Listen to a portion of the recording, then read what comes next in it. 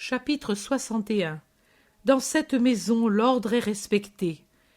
Jésus dit: la leçon pour toi et pour tous les autres est donnée par les choses que tu vois, leçon d'humilité, de résignation, de parfaite entente, proposée à toutes les familles chrétiennes et particulièrement aux familles chrétiennes de ce moment particulier et douloureux.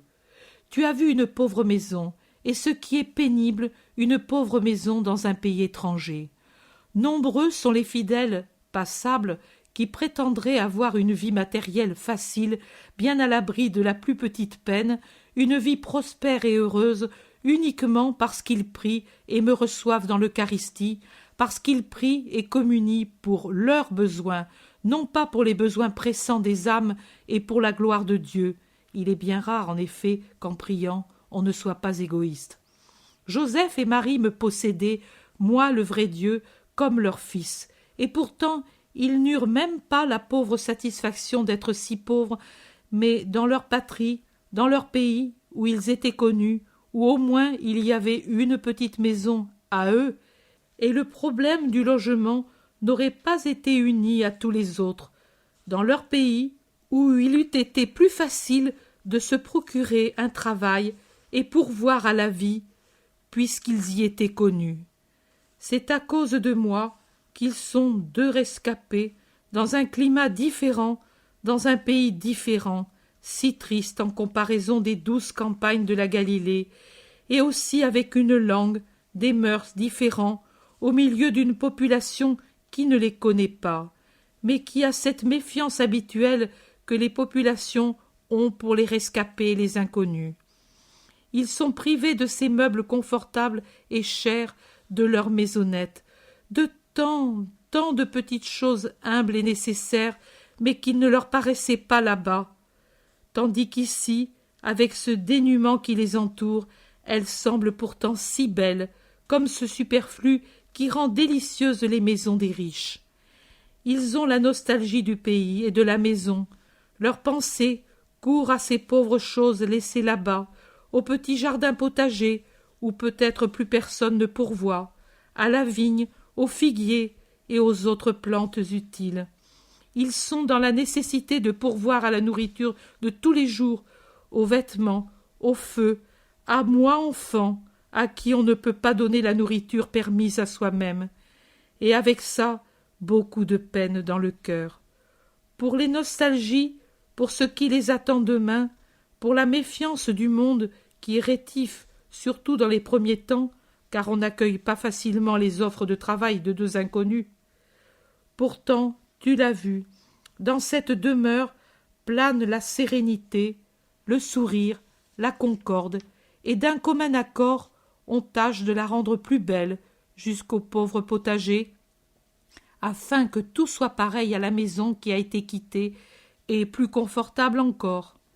Il n'y a qu'une pensée, celle qui pour moi, saint, la terre hostile me soit rendue moins misérable, à moi qui viens de Dieu. C'est un amour de croyants et de parents qui se manifeste avec 1000 soins. Voilà une chevrette qui a coûté tant d'heures de travail en plus, les petits jouets sculptés sur les morceaux de bois restés, et les fruits achetés pour moi seul, tandis qu'eux se privent même d'une bouchée de nourriture. Père chéri de la terre, comme tu as été aimé de Dieu le Père du haut des cieux, de Dieu le Fils, devenu sauveur sur la terre. Dans cette maison, il n'y a pas de gens nerveux, susceptibles, de physionomie revêche, ni non plus de reproches réciproques, et encore moins envers Dieu, qui ne les comble pas de bien-être matériel. Joseph ne reprochera pas à Marie d'être la cause des pertes qu'il a subies, et Marie ne reprochera pas à Joseph de ne pas savoir lui procurer un plus grand bien-être. Ils s'aiment saintement, c'est tout, et leur préoccupation n'est pas leur intérêt personnel, mais celui du conjoint. Le véritable amour ne connaît pas l'égoïsme, et le véritable amour est toujours chaste, même s'il n'est pas parfait en ce domaine autant que celui de deux époux qui sont vierges.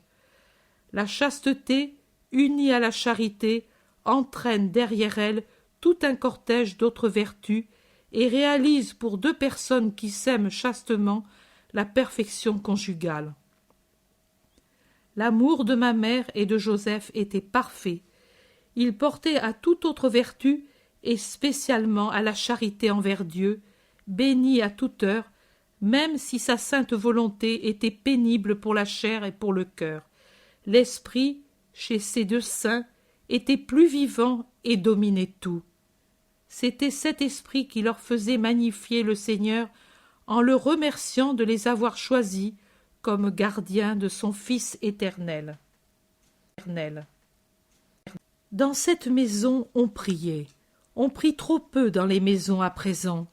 Au point du jour et du crépuscule, au début du travail, et vous vous asseyez à table, sans une pensée pour le Seigneur qui avait permis de voir un nouveau jour, de pouvoir arriver à une nouvelle nuit, qui avait béni vos fatigues et permis qu'elle vous procure cette nourriture, ce feu, ces vêtements, ce toit, toutes ces choses nécessaires aussi dans votre condition humaine. Tout est toujours bon qui vient du Dieu bon, même si ces biens sont pauvres et peu abondants. L'amour leur donne de la saveur et du prix. L'amour qui vous fait voir en l'Éternel Créateur le Père qui vous aime. Dans cette maison, on était frugal. On l'aurait été même si l'argent n'avait pas manqué. On mangeait pour vivre, on ne mangeait pas pour satisfaire la gourmandise, avec l'insatiabilité des goinfres et les caprices des gourmands qui absorbent les aliments jusqu'à s'en alourdir et gaspillent leur avoir en produits coûteux, sans penser à ceux qui n'ont pas leur comptant ou doivent se priver, sans réfléchir qu'en se modérant, ils pourraient épargner à beaucoup les souffrances de la faim. Dans cette maison, on aime le travail. On l'aimerait même si l'argent abondait, car, en travaillant, l'homme obéit au commandement de Dieu et échappe aux vices qui, comme un lierre tenace, enserrent et étouffent les oisifs, semblables à des masses inertes. La nourriture est bonne, agréable le repos, satisfait le cœur quand on a bien travaillé, et on apprécie un moment de détente entre un travail et un autre. Dans la maison et dans l'esprit de qui aime le travail, le vice aux multiples visages n'y entre pas. Et comme il n'y pousse pas, il s'y développe l'affection, l'estime, le respect réciproque. Dans une atmosphère de pureté grandissent les tendres rejetons qui donneront naissance à de futures familles où fleurira la sainteté. Dans cette maison règne l'humilité. Quelle leçon d'humilité pour vous, orgueilleux!